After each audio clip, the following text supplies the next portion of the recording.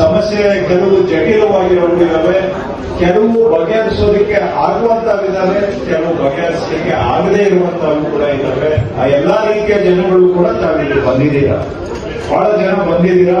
ನಾವು ಕೂಡ ನಮ್ಮ ಕೈಲಾದಷ್ಟು ಮಟ್ಟಿಗೆ ಪ್ರಾಮಾಣಿಕವಾಗಿ ಈ ಸಮಸ್ಯೆಗಳನ್ನ ಪರಿಹಾರ ಮಾಡೋದಕ್ಕೆ ಸರ್ವ ಪ್ರಯತ್ನವನ್ನ ನಾವು ಜಿಲ್ಲಾಡಳಿತದ ವತಿಯಿಂದ ಮಾಡ್ತೇವೆ. ಖಂಡಿತವಾಗಿ ನಮ್ಮಲ್ಲಿ ನೀವು ಕೊಟ್ಟಂತ ಅರ್ಜಿ ನಮ್ಮಲ್ಲಿ ಆನ್ಲೈನ್ ಸಿಸ್ಟಮ್ ಇದೆ, ಆ ಸಿಸ್ಟಮ್ ಅಲ್ಲಿ ಹೋಗಿ ಅದು ಆ ಪರಿಹಾರ ಆಗೋವರೆಗೂ ನಮ್ಮ ಸಿಸ್ಟಮ್ ಅಲ್ಲಿ ಹಾಗೆ ಇರ್ತದೆ.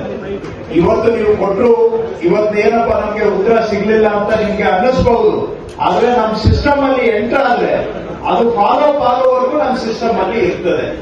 ನಾನು ಕೂಡ ಕಾಲದಿಂದ ಕಾಲಕ್ಕೆ ಈ ತರ ಜನಗಳಿಂದ ಬಂದ ಅರ್ಜಿಗಳು ಏನಾಗಿದ್ದಾವೆ ಅಂತ ನಾನು ಫಾಲೋ ಅಪ್ ಮಾಡ್ತೇನೆ ಮೇಲಿನಿಂದ.